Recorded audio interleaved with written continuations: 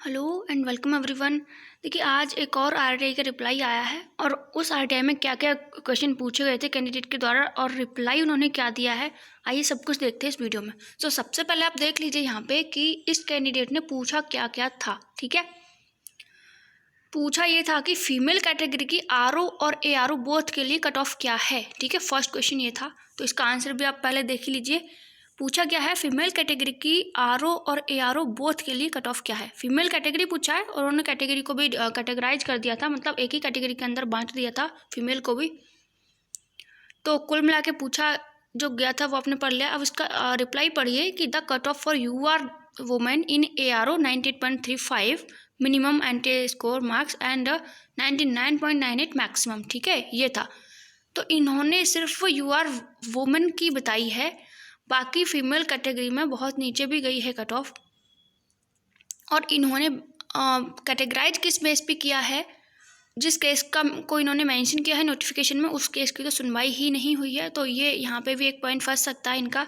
ठीक है, और यहाँ पे मैंने आरओ के लिए भी पूछा था, मतलब मैंने नहीं, मतलब जिस कैंडिडेट ने ये लगाई है, तो आरओ की भी यहाँ पे इन्होंने कट ऑफ नहीं बताई है। एनीवेज अब देखते हैं सेकेंड क्वेश्चन क्या था इनका। सेकेंड क्वेश्चन था कि टाइपिंग में लोएस्ट कितने नंबर लाने पर किसी भी फीमेल कैंडिडेट को सेलेक्ट किया गया। ठीक है, कुछ क्वेश्चन ऐसे हैं कि आपको लग रहा होगा कि ये तो हमको ऑलरेडी पता है कि मिनिमम 25 वाले को सेलेक्ट किया, मतलब अगर 25 नंबर भी होते तो उसको सेलेक्ट किया जाता। लेकिन यहाँ पे पूछना भी एक प्रकार से ठीक ही है कि हाँ बताओ तो सही कम से कम कि फीमेल कैंडिडेट कितने नंबर लाई है, क्योंकि 49.9 वाले को भी फेल कर दिया गया है। तो यहाँ पे ये पूछना बनता है कि लोएस्ट कितने नंबर पे किसी फीमेल को सेलेक्ट किया गया है। तो आप यहाँ पे देखिए, यहाँ पे इन्होंने ये बताया नहीं है, बस घुमा फिरा के इन्होंने ये जवाब दे दिया 2 और 3 दोनों का। तीसरा क्वेश्चन क्या है, तीसरा आप यहाँ पे पढ़ लेते हैं। तीसरा ये है कि जो कैंडिडेट टाइपिंग में फेल हैं उनका एंट्री स्कोर शो किया गया है या नहीं अकॉर्डिंग टू योर नोटिफिकेशन। अब ये तो हमको पता है कि जो फेल हैं टाइपिंग में उनका नहीं आया है, लेकिन फिर भी पूछ लिया गया कि ये जवाब देते क्या हैं आखिर। ठीक है, तो देखिए 2 और 3 का आंसर इनका देखिए। mentioned that as per the clause 8.7.2 of the detailed advertisement, the candidate who have obtained less than 25 marks or had typing speed less than 25 words per minute in part 2 have been declared as not qualified and remaining others are qualified। मतलब जो language वहाँ पे लिखी हुई थी notification में वही same उन्होंने यहाँ पे उतार दी है। ठीक है, minimum qualifying marks 25 and minimum speed 25 word पर minute in typing on computer. Net है स्पीड या ग्रॉस स्पीड है, ऐसा कुछ मेंशन यहाँ पे नहीं है। इन view of above candidates even scored more marks in CBT 1 but did not score minimum qualifying marks in computer CBT 2 as enumerated above have not been considered as qualified at first place. Even if the candidate who have qualified part 2 may not be got selected, as the final selection is subject to securing place in merit and according to number of vacancies for the respective post। ठीक है, सबको समझ में आ रहा है। being qualified in part 2 does not entitle a candidate for consider for selection and appointment। ठीक है, यानी कि पार्ट 2 में जो क्वालिफाई हैं does not entitle a candidate for considered selection और अपॉइंटमेंट। ओके आ गया समझ में, दोबारा पढ़ने से आ गया। ठीक है, तो अब नेक्स्ट क्वेश्चन क्या था इनका, इन्होंने ढंग से कोई जवाब देते नहीं है लोग। और नेक्स्ट क्वेश्चन था क्वेश्चन नंबर 5 को आप पढ़िए। 5 थोड़ा सा अच्छा है कि क्या कैंडिडेट लास्ट सेकंड तक टाइपिंग कर सकता था। लास्ट सेकंड तक टाइपिंग करने का मतलब तो यही हुआ ना कि ऑटो सबमिट। ठीक है, और ऑटो सबमिट पे ही सारा गेम यहाँ पे हो रहा है लग रहा है, क्योंकि जो कैंडिडेट ऑटो सबमिट होने दिया जिसने, वो यहाँ पे फेल है, ऐसा सुनने में आ रहा है। सुनने में क्या आ रहा है, सभी मैक्सिमम बोल रहे हैं कि हमने ऑटो सबमिट किया था, फेल हो गए। तो यही चीज़ यहाँ पे पूछी गई कि क्या लास्ट सेकंड तक टाइप कर सकते थे, और अगर कर सकते थे तो हमको फेल क्यों किया गया, ऐसा है ना। तो पढ़िए इन्होंने क्या बोला है। पूछा गया नंबर 5 में कि क्या लास्ट सेकंड तक टाइप कर सकता था, तो बोला है उन्होंने यस। ठीक है, 5 नंबर का आंसर आप देख लीजिए।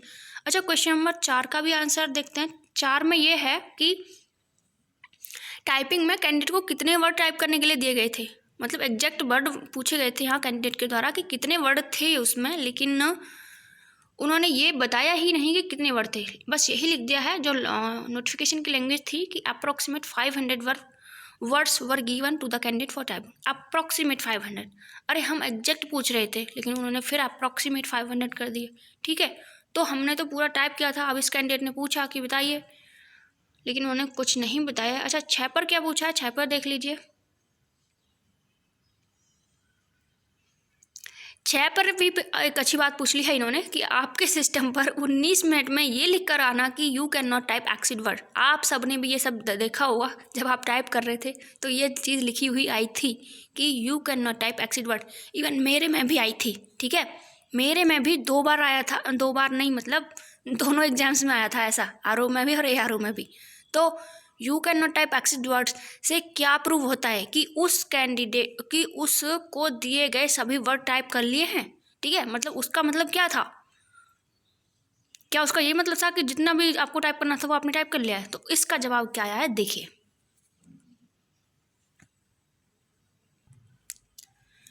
If any candidate has raised issue with regard to ये क्या है, मेरे फ़ोन पे एक्चुअली कुछ दाग धब्बे लगे हुए दिख नहीं रहा था। तो हाँ, improper functioning of computer system keyboard. Actually वो मेरा स्क्रीन जो ख़राब हो गया है, अब इसको चेंज करवाएंगे, थोड़ा सा दिखता नहीं है तो इधर उधर करके देखना पड़ता है। ठीक है, सो एक बार फिर से पढ़ लेते हैं।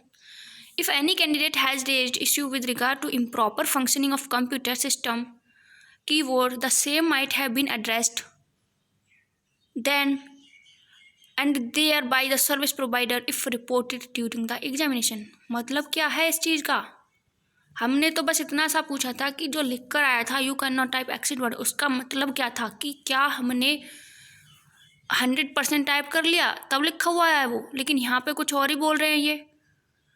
भाई हमने तो टाइपिंग करना ही बंद कर दिया था जब ये लिख के आ गया कि आप तो कर चुके पूरी टाइप, अब नहीं करो, तो हमने तो टाइपिंग करना ही बंद कर दिया था। फिर तो हम अपनी एरर्स को फाइंड कर रहे थे कि कहीं कोई एरर तो नहीं है, उसको करेक्ट कर लें। ठीक है, उसका मतलब हमें तो यही समझ आया था कि हमने अब पूरे 500 वर्ड टाइप कर लिए हैं, लेकिन यहाँ पे कुछ और ही बता रहे हैं सर कि if any candidate has raised issue with regard to improper functioning. Improper functioning हुई थी, मेरे हॉल में भी हुई थी बहुत कैंडिडेट के साथ, लेकिन उनके में क्या लिखा है क्या नहीं लिखा है मुझे तो पता नहीं, लेकिन मेरा कीबोर्ड जो था वो ठीक ठाक चल रहा था, एकदम वेल कंडीशन ही थी, यही समझिए आप, क्योंकि जो भी की मैंने दवाई वो सब ठीक ठाक से काम कर रही थी। ठीक है, एक की काम नहीं कर रही थी तो उसका मुझे ज़रूरत भी नहीं पड़ी दवाने की। ठीक है, तो अब यहाँ पे हमने पूछा कुछ है और इन्होंने जवाब कुछ और दिया है। ठीक है, functioning of computer system keyboard the same might have been address, मतलब तब लिखा हुआ है ये सब जब कोई मल फंक्शनिंग हुई है, कोई इम्प्रॉपर फंक्शनिंग हुई है कंप्यूटर सिस्टम पे या कीबोर्ड पे। ठीक है, तो इसका मतलब तो हम फिर क्या समझें, क्या इसीलिए फेल हो गए हम, क्योंकि मैंने तो 3-4 वर्ड मेरे रह गए थे, फिर मैंने टाइप ही नहीं किया था उसके बाद कि मैंने तो कर लिया, ये ज़्यादा होंगे, ये 500 से ज़्यादा है, 504 हैं, 4-6 वर्ड जितने भी रह गए थे, मैंने ये सोचा था कि, और मैंने क्या सबने ही ये सोचा है कि हाँ हो गया हमारा काम पूरा, और अब तो हम टाइप कर चुके हैं, लेकिन यहाँ पे तो कुछ और ही है। यहाँ पे तो ये दिखा रहा है कि अगर वो लिखा हुआ तब आया है कि जब आपकी improper functioning of computer system या फिर कीबोर्ड की हुई है, तो अब यार क्या कर सकते हैं। ठीक है, अच्छा इसका किसी को चाहिए तो यहाँ से स्क्रीनशॉट लेकर आप लोग लगा सकते हो कहीं भी। ठीक है, किसी को भी सेंड कर सकते हो इसको, क्योंकि हर एक कैंडिडेट को यही समझ में आया था। इस वाले आरटीआई का रिप्लाई में बस एक यही 2 चीज़ें, बाकी ऊपर का तो सब था ही, जो भी था बेकार के क्वेश्चन ही थे। मतलब बेकार के क्या थे उनका तो हमको पता ही था कि क्या रिप्लाई आने वाला है, लेकिन ये जो 5वें नंबर का, 6ठे नंबर का, 4थे नंबर का ये क्वेश्चन है, तो ये कुछ हमारे लिए कुछ फ़ायदेमंद साबित हो सकते हैं कि अगर हम लास्ट मिनट तक लास्ट सेकेंड तक टाइप कर सकते हैं, मीन्स ऑटो सबमिट। ठीक है, और ऑटो सबमिट वाले most of the candidates have failed in this examination. ठीक है, आप सबको पता है कि जिसका भी ऑटो सबमिट हुआ है वो सारे के सारे फेल हो चुके हैं। तो इसका क्या मतलब है कि आप लास्ट सेकेंड तक टाइप भी कर सकते हैं और उसके बाद आप फेल भी कर दे रहे हो उस कैंडिडेट को। ठीक है, 5वां क्वेश्चन ये था। 6ठा क्वेश्चन ये था कि यही था कि you can not type exceed word के बाद हमने तो टाइप नहीं किया और उसके बाद हमें फेल भी कर दिया गया। हमको लगा कि हमारी टाइपिंग कंप्लीट हो गई है, लेकिन वहाँ टाइपिंग कंप्लीट नहीं हुई थी। वो इसलिए लिखा हुआ है कि आपके कंप्यूटर सिस्टम में कोई गड़बड़ी थी या फिर आपके कीबोर्ड में कोई गड़बड़ी हो गई थी, ठीक है। तो अब नेक्स्ट किसी आरटीआई का रिप्लाई अगर मिलता है तो उसके साथ आपसे फिर से मिलते हैं। और हाँ, केस की अपडेट तो यही है कि कल वाला जो केस था उसका ऑर्डर अपलोड नहीं हुआ है गाइज अभी। तो बिना ऑर्डर अपलोड किए कुछ कैंडिडेट्स मेरे से बोल रहे थे कि आपने अब कल का अपडेट नहीं दिया, तो उसका अपडेट इसीलिए नहीं दिया है कि ऑर्डर अभी अपलोड नहीं हुआ है, साइट पे आप लोग चेक कर सकते हो, ठीक है। तो उसका अपडेट कैसे दें। लेकिन जो सुनाई आ रहा है वो यही है कि 1 हफ्ते के अंदर अंदर एनटीए से मांगा है काउंटर एफिडेविट, ठीक है। 1 हफ्ते के अंदर एनटीए देगा counter affidavit and then rejoinder यहाँ से मांगा जाएगा, ठीक है। मतलब जो पटिशनर काउंसिल है उनसे मांगा जाएगा रिजॉइंडर अगले 1 हफ्ते में एंड देन 25 तारीख जो है लास्ट मतलब नेक्स्ट डेट लगी है, लास्ट ही बोलो उसको, क्योंकि यहाँ से एफिडेविट काउंटर एफिडेविट मांगा है एनटीए से एंड रिजॉइंडर मांगा है पटिशनर काउंसिल से। तो इन 2 हफ्तों के अंदर क्या होता है क्या नहीं होता देखा जाएगा। और इन्हीं 2 हफ्तों पर मतलब ज्वाइनिंग के लिए बोला गया है कि थोड़ा रुकिए अभी। लेकिन उनके जो वकील थे एनटीए के उन्होंने बोला, और इलाहाबाद हाईकोर्ट के भी उन्होंने बोला कि यहाँ पे कमी है स्टाफ की, ना आरओ है ना एआरओ है। तो मैम ने बोला यही था कि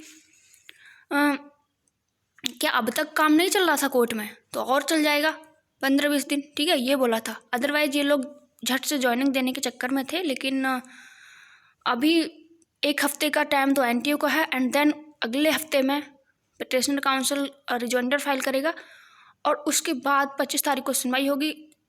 वो लास्ट सुनवाई ही हो सकती है, तो देखा जाएगा कि क्या होता है क्या नहीं होता है, ठीक है। अच्छा, कुछ कैंडिडेट जो सेलेक्ट हो गए हैं या फिर जो सेलेक्ट नहीं हुए और उन लोगों को जानते हैं जो सेलेक्ट हो गए हैं, वो कुछ ऐसे कमेंट करते हैं कि